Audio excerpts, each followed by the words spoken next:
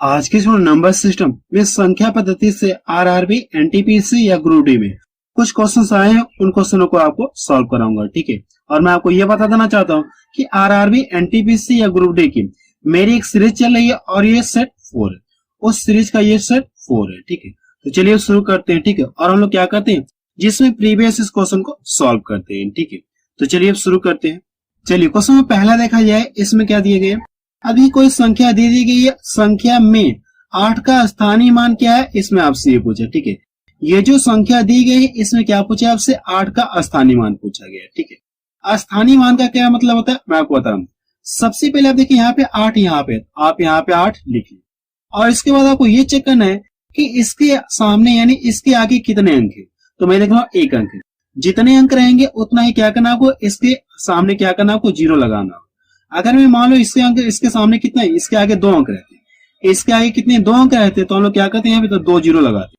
कहने का मतलब ये है कि 8 के आगे जितने अंक रहेंगे उतना ही 0 आपको यहाँ पे लगाना पड़ेगा। यानी 8 का स्थानीय मान कितना आ गया, 80 आ गया। ये इसका क्या आ गया, आंसर आ गया। 8 का स्थानीय मान कितना आ गया, 80 आ गया। तो बी ऑप्शन के मैच कर रहा है। ठीक है, कौन सा उसका मैच कर रहा है, बी ऑप्शन का मैच कर रहा है। ठीक है, नेक्स्ट क्वेश्चन कर दे।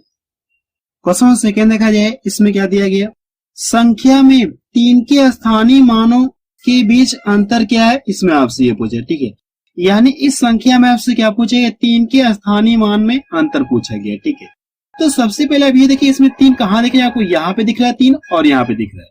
अगर आप इसका 3 का स्थानीय मान निकालेंगे तो इसका स्थानीय मान कितना आ जाएगा, यहाँ से सबसे पहले आप 3 तो लिखेंगे। अब आपको ये चेक करना है कि इसके सामने या इसके आगे कितने अंक है, 2 अंक, 1 2 अंक। तो जितने अंक रहेंगे उतना ही 0 आपको लिखना होगा इसके सामने। ठीक है, फिर देखिए यहाँ पे 3, तो आप इसको यहाँ पे लिखिए। ठीक है, यहाँ पे आप लिखिए, सबसे पहले 3 आप लिखिए। अब इसके बाद आपको ये चेक करना है कि इसके सामने कितने अंक है, 1 2 3 4 5 6 7, कितने अंक है, 7 अंक। अब करना है कि इसके सामने कितने 0 लगाना, आपको 7 बार 0 लिखना है, 2 3 4 5 6 7। अब क्या करना है कि इसमें से इसको घटाना है, यानी इसको क्या करें, इसमें से घटाइए। अगर आप इसको यहां से घटा लेंगे, इसको क्या करिए आप यहां से घटा लेंगे, तो कितना मिल जाए आपको, लास्ट में डबल 0 तो आपको मिलेंगे ही, और कितना हो जाएगा, हासिल यहाँ पे कितना हो गया, 10 हो गया। तो ये 7 हो जाएगा, और ये कितना हो जाएगा, 9 9 9 हो जाएगा, और एक बार और 9 हो जाएगा, और इससे पहले यहाँ पे कितना बच जाएगा, 2 बच जाएगा। कितना बच जाएगा, 2 बच जाएगा। यानी इसका आंसर कितना आ जाएगा, 2 9 9 9 9 7 0। अगर आप इसमें से 3 घटाएंगे तो आपको ये मिलेगा। ठीक है, तो देखिए कौन सा उसका मैच कर रहा है इतना, तो पहला ऑप्शन देखिए इसका मैच कर रहा है। ठीक है, और ये क्वेश्चन के आरआरबी ग्रुप डी में पूछा है क्वेश्चन है। ठीक है, 2018 में पूछा गया। चलिए नेक्स्ट क्वेश्चन करें।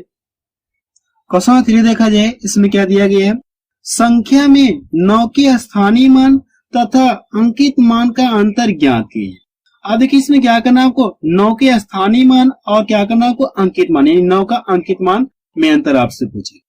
तो स्थानीय मान आपको पता चले, इसका स्थानीय मान कितना हो जाएगा, इससे स्थानीय मान कितना हो जाएगा, 9 तो आप लिखेंगे। आपको ये चेक करना है कि इसके आगे कितने अंक है, 1 2 3 अंक है, तो जितने अंक रहेंगे उतना ही 0 आपको लिखना होगा। इतना क्लियर है।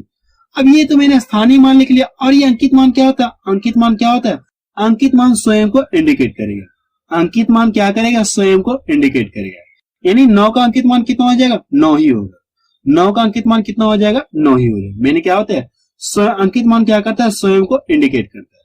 तो आप यहाँ से अंकित मान आप यहाँ पे लिख लीजिए। अब इन दोनों को क्या पूछा, आपसे अंतर पूछा है। अगर आप इन दोनों को घटाएंगे तो कितना मिल जाएगा, 8 9 9 1। ये इसका क्या गया, आंसर है। यानी आप बता सकते ये जो संख्या दी गई है इसमें 9 के स्थानीय मान और अंकित मान में क्या अंतर है, इतने का अंतर है। या हम लोग इसी को एक नाम से और जानते हैं, ये अंकित मान को हम लोग क्या करते हैं, एक नाम से और जानते हैं, जाति मान के नाम से भी जानते हैं। अंकित मान को हम लोग किस नाम से और जानते हैं, जाति मान के नाम से भी जानते हैं। ठीक है, चलिए नेक्स्ट क्वेश्चन देखा जाए। क्वेश्चन 4 देखा जाए, इसमें क्या दिया गया है, संख्या इस तरह से दे दी है, में 4 और 2 के स्थानीय मान का अंतर है, इसमें आपसे ये पूछे। ठीक है, यानी जो संख्या इसमें 4 और 2 के स्थानीय मान का अंतर आपसे पूछेंगे। तो सबसे पहले देखिए 2 आपको यहाँ पे दिख रहा है, 2 आप यहाँ पे लिख लिए। क्या इसके सामने कोई अंक है क्या, तो मैं देख रहा हूँ कोई अंक नहीं है, यानी 2 का स्थानीय मान यहाँ पे कितना हो जाएगा, सिर्फ 2 ही।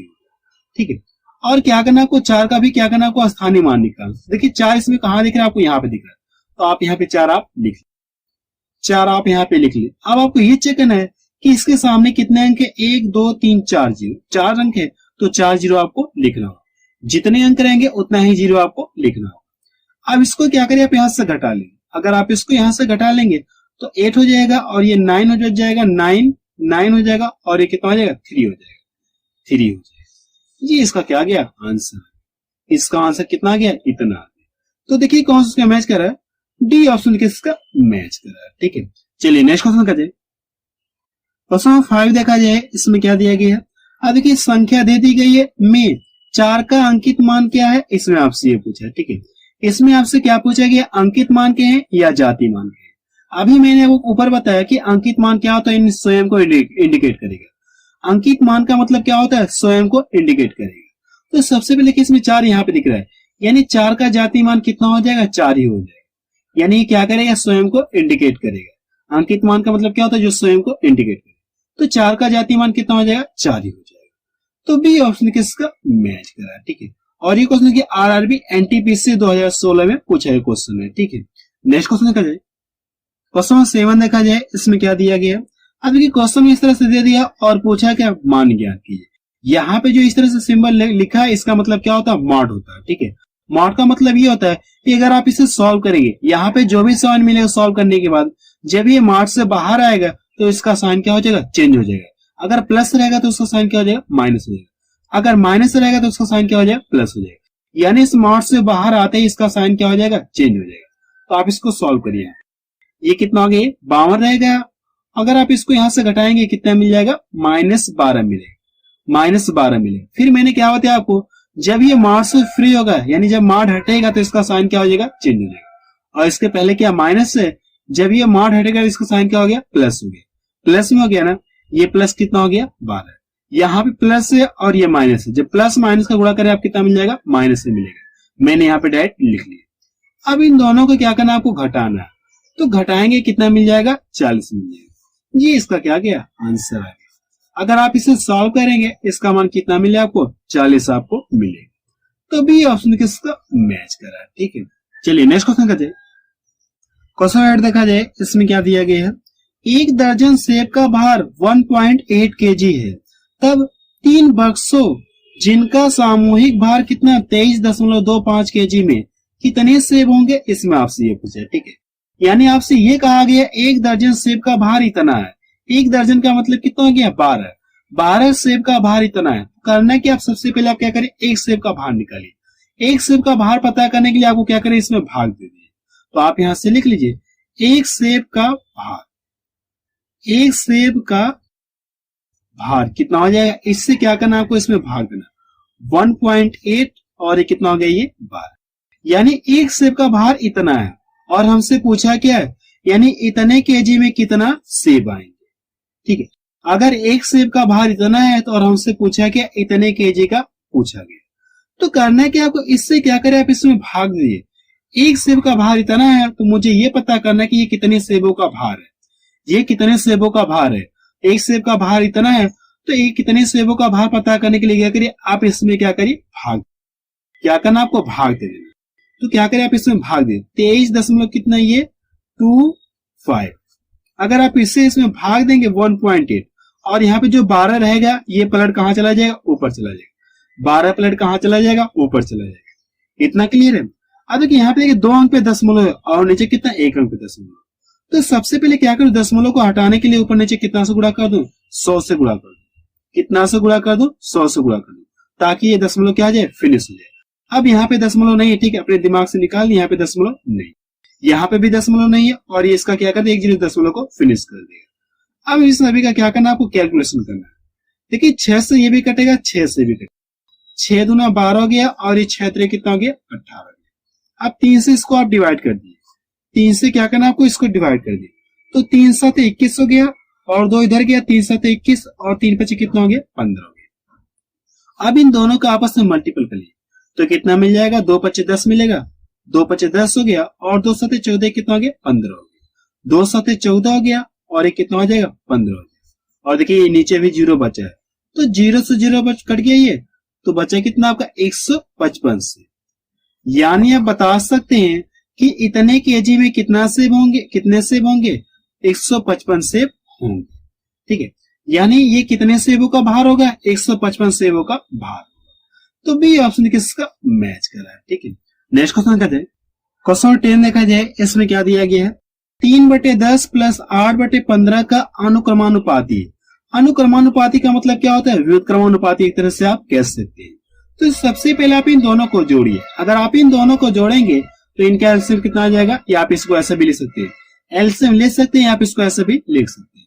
अब इसका गुणा आप इधर के लिए कितना हो गया, 15 × 45 हो गया, और इसका गुणा आप इधर के लिए कितना हो गया, ये 80 हो गया। अब इन दोनों को जोड़िए। अगर आप इन दोनों को जोड़ेंगे तो कितना मिल जाएगा, 125 मिलेगा। कितना मिल जाएगा, कितना मिल जाएगा, इन दोनों को जोड़े कितना मिल जाएगा, 125 मिल गया। ठीक है, 125 आप कर लिए। कितना क्लियर है।